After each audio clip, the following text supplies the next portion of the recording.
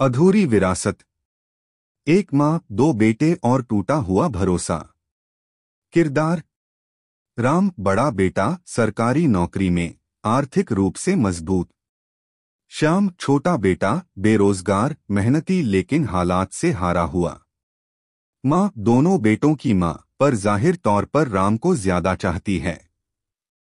मीरा श्याम की पत्नी, समझदार और साथ निभाने वाली। कहानी शुरू होती है। श्याम रोज मजदूरी करता, दूसरों के खेतों में काम करता और घर चलाता। उसके पास कोई स्थिर नौकरी नहीं थी, फिर भी हर शाम माँ के पैर दबाता, उनके लिए दवा लाता, पर माँ का दिल सिर्फ राम के लिए धड़कता था। राम कभी कभी ही गांव आता, लेकिन जब आता तो माँ उसकी थाली में घी से भरी रोटी परोसती। श्याम देखता मगर कुछ कहता नहीं। एक दिन माँ ने ऐलान किया, मैं अपनी जमीन और मकान राम को दे रही हूँ, उसने नाम रोशन किया है, श्याम तो बस बोझ बन गया है। श्याम चुप रहा, मीरा की आंखें भर आईं, मगर श्याम ने बस इतना कहा, कोई बात नहीं माँ, मैं जमीन से नहीं, मेहनत से जीना जानता हूँ। कहानी मोड़ लेती है। राम ने माँ के नाम की सारी जमीन अपने नाम करवा ली और शहर चला गया। माँ को गांव में अकेला छोड़ दिया।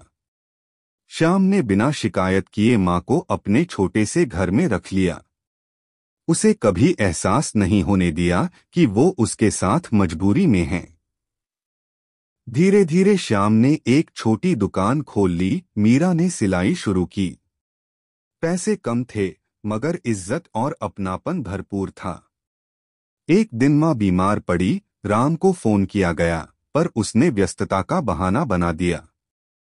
श्याम ही था जिसने माँ की सेवा की, दवा, खाना और रात भर जागकर माँ के सिर पर हाथ रखा। माँ की आंखों में अब पछतावे के आंसू थे।